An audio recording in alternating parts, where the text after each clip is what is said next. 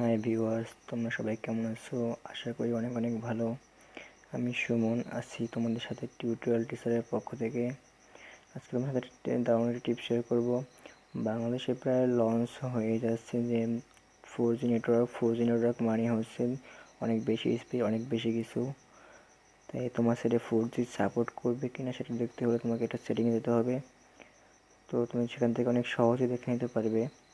আমি তোমাকে দেখাচ্ছি কীভাবে সেটিংয়ে দেখতে হবে। তুমি চলে যাবে তোমার সেটিংয়ে, ফোনের সেটিংয়ে যাওয়ার পর তোমার স্যামসাং হয় অপশন, এই যে অপশন 4 মোবাইল মোর কানেকশন সেটিং। মোর কানেকশন চলে যাবে। তারপর অপশন 2তে দেখবে mobile network. Mobile network click করবে। ক্লিক করার পরে নেটওয়ার্ক মোড সিম 2, তোমার দুটো সিম থাকে, দুটোতে আসবে। যদি একটা থাকে তাহলে একটি আসবে। এখানে আমি 2তে ক্লিক করছি। যে এখানে দেখতে পাচ্ছ যে LTE অথবা 3G অথবা 2G অটো কানেক্ট। এখানে 4G কোনো অপশন নেই। LTE মানে হচ্ছে 4G।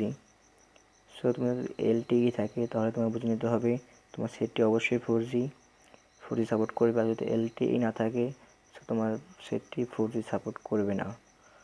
আশা করি টিপসটি তোমার অনেক ভালো লেগেছে। যদি একটু ভালো লেগে থাকে তাহলে আমার চ্যানেলটি অবশ্যই সাবস্ক্রাইব করবে, অবশ্যই একটি লাইক দেবে। আমি ইউটিউবে নতুন, তোমাদের কাছে একটি রিকোয়েস্ট, আমাকে তোমাদের পাশে থাকার সুযোগ দাও।